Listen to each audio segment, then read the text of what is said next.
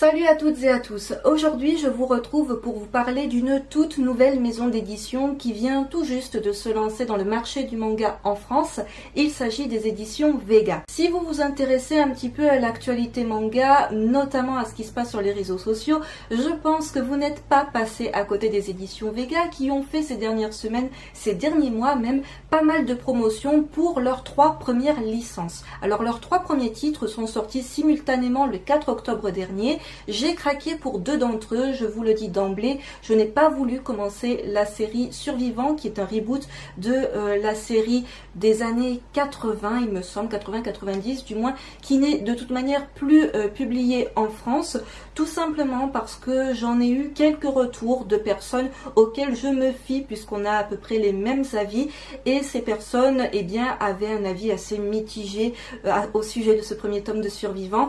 Du coup ça ne m'a pas motivé à me lancer dans cette série et puis de toute manière j'essaye, comme vous le savez, d'éviter de commencer trop de séries, sachant que les 2 titres que je vais vous présenter aujourd'hui sont des séries toujours en cours au Japon et ce reboot de Survivant est également toujours en cours au Japon. J'ai craqué pour les 2 autres titres. Alors il faut savoir que cette maison d'édition ne va proposer globalement que du seinen. Alors ils ne vont peut-être pas que publier du seinen par la suite, mais c'est du moins leur ligne éditoriale principale. Leurs mangas sont vendus au prix unique de 8 € tout rond, donc c'est un prix que je trouve assez raisonnable, on va dire, quand on voit un petit peu le prix moyen des autres maisons d'édition. Côté qualité des livres, il n'y a vraiment rien à redire, je vous les montrerai un petit peu plus précisément par la suite, mais on est face à une qualité de papier qui est tout à fait correcte, les couvertures sont de bonne facture, bref, j'ai pas grand chose à dire en fait côté édition parce qu'il n'y a pas de défaut notable. Donc je vais commencer avec ce premier titre qui était pour moi une évidence. Autant j'ai un petit peu hésité pour celui-là, les 2 s'avèrent être de toute manière de très gros coups de cœur qui seront assurément dans mon top de fin d'année, mais celui-ci me faisait vraiment de l'œil de par sa couverture et je pense que ça a été le cas de pas mal d'entre vous également. Il s'agit du premier tome de Deep Sea Aquarium Magmel de Kiyomi Sugishita et c'est donc publié chez les éditions Vega. Donc ce titre est toujours en cours au Japon, il y a pour l'instant seulement 2 tomes de parus et il me semble que le second tome sortira début 2019 en France. Alors déjà un petit close-up sur la couverture de ce premier tome qui est vraiment magnifique.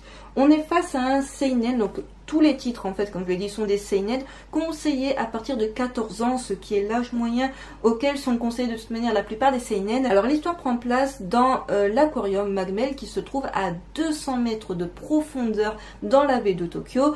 Bien évidemment il s'agit d'une fiction, ce n'est pas un réel aquarium et c'est un aquarium, comme vous vous en doutez, qui a la particularité de montrer à ses spectateurs les abysses et c'est quelque chose qui n'a jamais été, à ma connaissance, abordé dans d'autres mangas. On a énormément, enfin du moins une bonne dizaine, on va dire, de titres qui vont nous parler de l'univers de l'océan, de la mer, de la plongée, ce genre de choses. Je pense qu'il y a au moins quelques titres qui vous viennent en tête quand je parle de tout ça, mais à ma connaissance, encore une fois, aucun titre n'abordait le thème des abysses, de vraiment ces créatures qu'on voit d'ailleurs un tout petit peu sur la couverture, qui vivent vraiment au fin fond des océans. Et rien que ça, ça m'intéressait grandement. Tout ce qui touche de manière plus ou moins loin aux animaux, c'est quelque chose qui m'intéresse. Mais là en plus, ça va aborder le thème de manière assez sérieuse et on voit qu'il y a de la recherche derrière. Donc on va s'intéresser au personnage de Kotaro Tenjo que vous voyez sur la couverture, qui est depuis toujours passionné par les abysses, qui s'est beaucoup renseigné dessus, qui pourrait en parler pendant des heures en ayant des étoiles plein les yeux. Et il va avoir l'occasion de travailler dans l'aquarium Magmel, qui est le seul à proposer justement aux spectateurs le spectacle des abysses, mais en tant que simple nettoyeur. Voilà, parce qu'il n'a pas les capacités pour y travailler en tant que scientifique, en tant que soigneur ou quoi que ce soit d'autre. Et ce qui va changer sa vie, ça va être sa rencontre avec le directeur de Magmel, celui qui a fondé cet aquarium, qui est un aussi gros passionné que lui, qui va un petit peu d'ailleurs, je pense, se reconnaître à un moment donné dans ce jeune homme. Et c'est une histoire qui est tout simplement magnifique. On est face à un récit feel good. On est sur un manga qui est globalement du tranche de vie, mais qui n'est pas du tranche de vie comment vous dire, chiant. Il y a quand même une belle histoire derrière. On est face à un personnage qui va découvrir de plus en plus de choses sur cet aquarium, découvrir le métier bien, des autres personnes qui travaillent dans l'aquarium. Il y a des soigneurs, comme je dis, des scientifiques, etc. Il va également partager sa passion avec les simples spectateurs, les simples visiteurs qui viennent pour profiter du spectacle. Certains sont curieux, d'autres y viennent mais ne s'intéressent pas vraiment aux abysses. Et lui, il ne va pas pouvoir s'empêcher de leur donner des petites anecdotes, de leur dire « Regardez, ce poisson, il a telle particularité. » Alors ça pourrait être un petit peu le genre de personnage où on se dirait le gars ne peut pas s'empêcher de ramener sa science tout le temps en fait. Mais il en parle avec, encore une fois, tellement de passion. On voit qu'il s'y intéresse très sincèrement et que ça lui tient à cœur la santé de ces animaux, qu'on ne peut qu'être touché par ce personnage et par tout ce qu'il va nous raconter. Donc comme je le disais, c'est un manga qui est vraiment très bien documenté sur les abysses. C'est pas simplement vous parler des abysses pour vous parler de ça, et de manière vraiment trop, on va dire, trop vague. Donc je vous montre un petit peu ce que ça donne côté dessin. J'espère qu'on verra quelque chose, c'est vraiment très très joli. Et on a entre chaque chapitre des pages où on va revenir sur une des créatures qui a été justement présentée dans le chapitre précédent.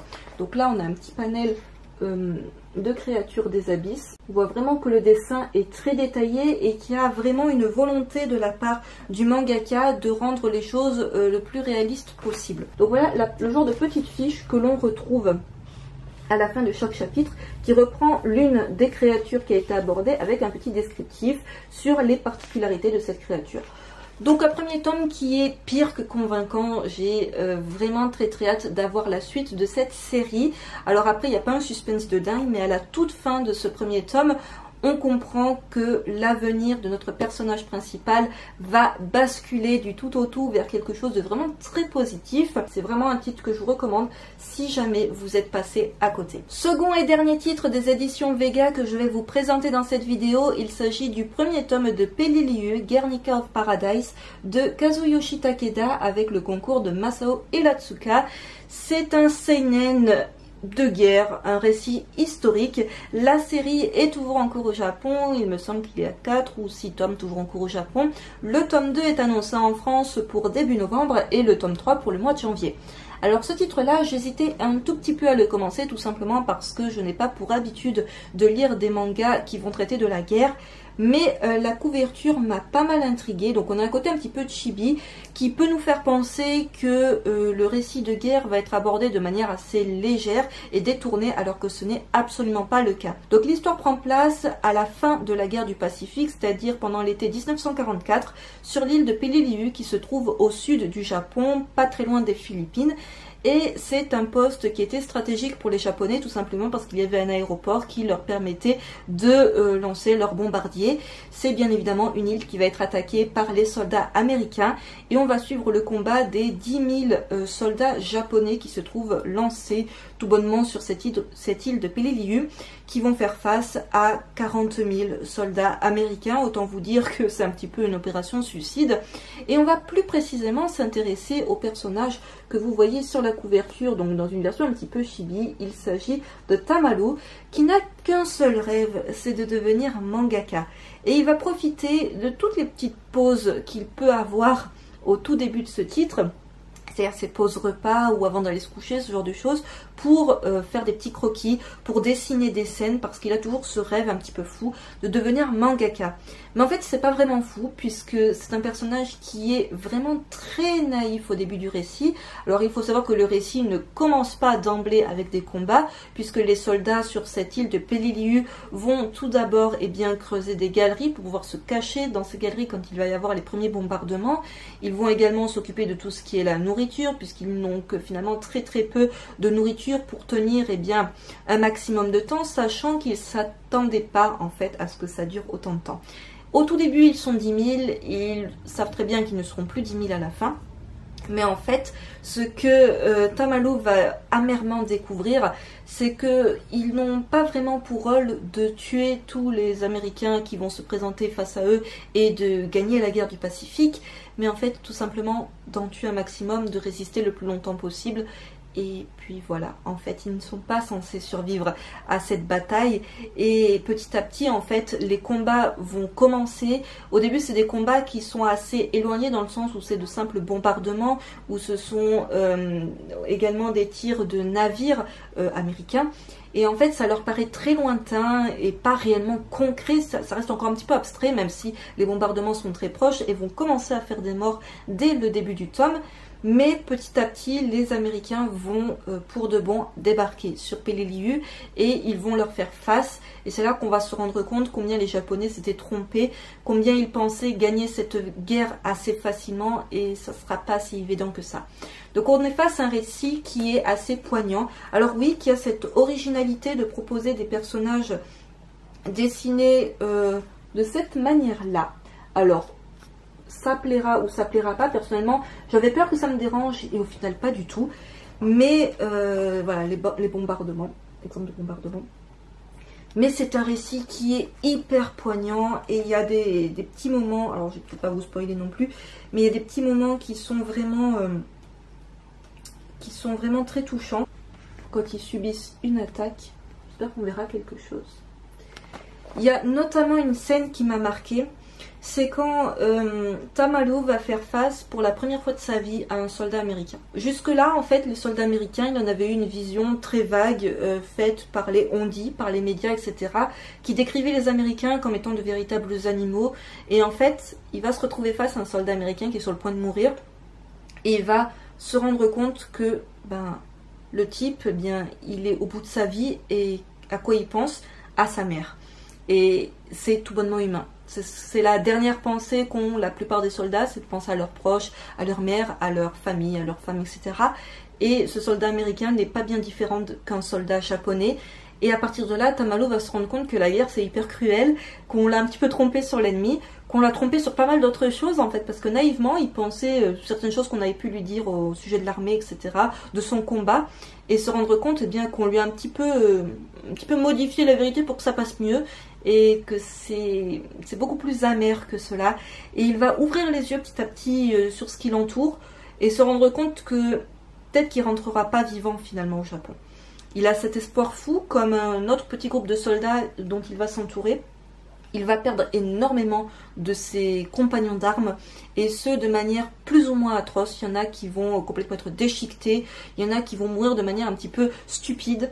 Et la beauté de son métier qu'il va avoir, de son rôle qu'il va avoir à jouer, lui, c'est en fait d'écrire aux familles. Vous savez, quand il y a des soldats qui meurent à la guerre, il y en a un qui est en fait chargé d'écrire à la famille du disparu et d'expliquer comment il est mort.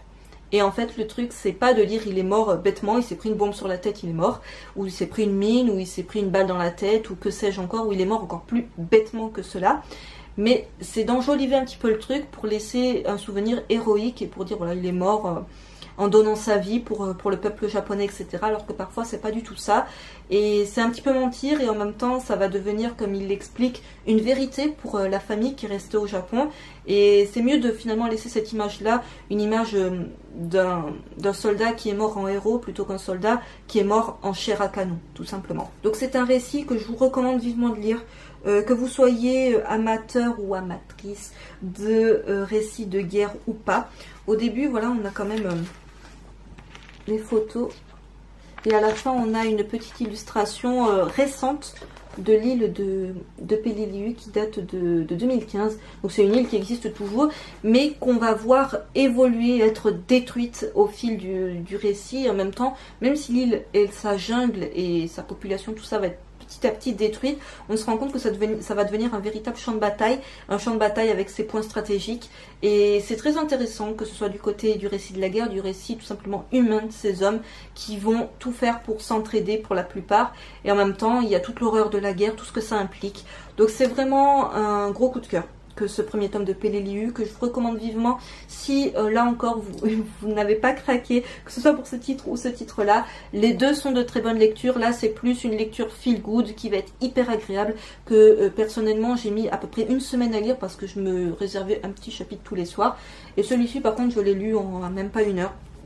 et c'était quasiment impossible de décrocher de ma lecture parce que c'était très haletant finalement, même si il se passe pas toujours quelque chose, on est quand même très rapidement pris dans les combats et on s'attache à ce personnage, on s'attache à d'autres personnages qui vont graviter autour de lui. Deux titres que vraiment je vous conseille encore une fois très chaudement de découvrir si ce n'est pas déjà fait. Alors je pense pas qu'il y ait d'extrait disponible en ligne, je vous glisserai quand même le lien du Twitter des éditions Vega. Pour moi ça a été vraiment deux très belles lectures dans deux registres, comme vous l'aurez compris, absolument différents, mais que j'ai vraiment beaucoup apprécié. Cette vidéo présentation des éditions Vega est à présent terminée et j'espère qu'elle vous aura plu. N'hésitez pas à me dire dans les commentaires si vous avez d'ores et déjà craqué pour l'un voire plusieurs de ces titres, si vous comptez le faire peut-être suite à cette vidéo, ou si c'est vraiment une maison d'édition qui pour le coup ne vous intéresse pas. Sur ce, je vous retrouve très vite pour une prochaine vidéo.